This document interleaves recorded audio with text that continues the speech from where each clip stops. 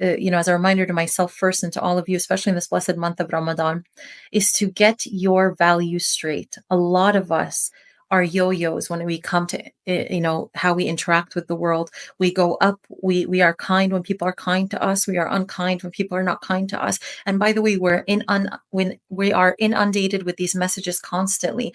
I mean, I see so many videos of kindness being twisted into some kind of like weakness, where we live in a world where insulting people is calling them too nice or too kind. And I think that this is the month, especially with shaitan being locked up, where we have greater clarity, where Allah subhanahu wa ta'ala, shows us aspects of ourselves in a clearer way than any other time. This is the time to get really clear on your values. Are you going to be somebody who knows who your values are, your standards are, and you're going to align yourself with them? And first of all, are those values and standards pleasing to Allah subhanahu wa ta'ala? Like such characteristics like this, humility is a value. This ayah is drawing our attention to a core value of Islam, is that Islam teaches us, which is humility, right? And responding to people with peace, is that a value of yours? Mercy, is that a value of yours? So many people go through their lives without assessing, what are my values? Actually, oftentimes in my work, when I ask people this, they are often, this is a question they haven't asked themselves.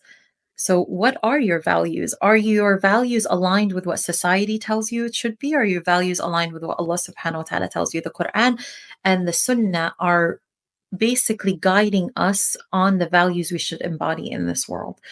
And we live in a time where we're taught to show up as others are showing up.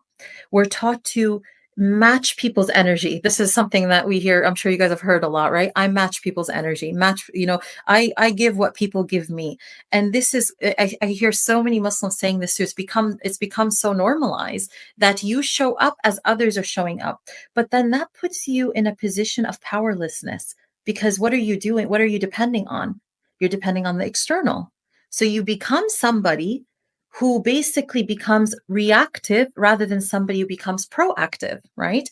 You become somebody who's at the mercy of what happens to you externally, rather than creating an anchor within you that is solid, that is strong, that is rooted in Ar-Rahman himself, in the one who is Al-Haqq himself. So you cultivate so much more peace when you know who you know what your values are, and you strive to align yourself with those values in front of Allah subhanahu wa ta'ala, rather than becoming somebody, and you actually lose a lot of peace when you do the opposite, when you become somebody who shows up as others are showing up, when you live your life being reactive, when you live your life waiting to see how others give so that you know what level of giving you should give.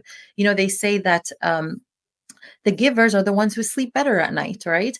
That the takers might be taking, but the givers are the ones who sleep better at night, because you are showing up according to your values and your standards. Now, don't get me wrong. Do I believe in boundaries? I do believe in boundaries, as long as they're God-centered, not ego-centered. Do I believe in balance in life? Of course I do. But I think that we have to be careful of living our lives in a way where we make other people the standard. So the Prophet ﷺ, he teaches us to, in this verse, we are taught to respond to those who basically mistreat us with peace, right? The Prophet ﷺ, he told us, reconcile with whoever cuts you off. This is something we always think that maintaining the ties of kinship is that, oh, I called and I tried and that's it.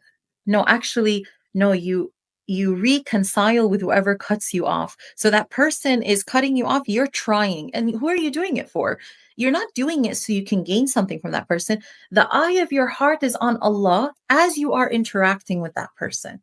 The eye of your heart is on the mercy of Allah, because you don't want to be cut off from his mercy. And that is more important to you than your own ego as you are interacting with that person that you're trying to reconcile with. Then he also says, the Prophet ﷺ says, give to whoever deprives you. So this goes against what we learn in society. Give to a person who doesn't give me, or wait, better yet, give to a person who has deprived me, who I have asked and they said no. People do this all the time. I'm not helping this person because when I asked her for help, she didn't help me. But yes, okay, you can do that, but you will lose peace. You will lose rahmah. You won't have a peaceful inner world because now you are losing your anchor. Now your anchor has become other people. And whenever your anchor becomes other people, you will be unstable.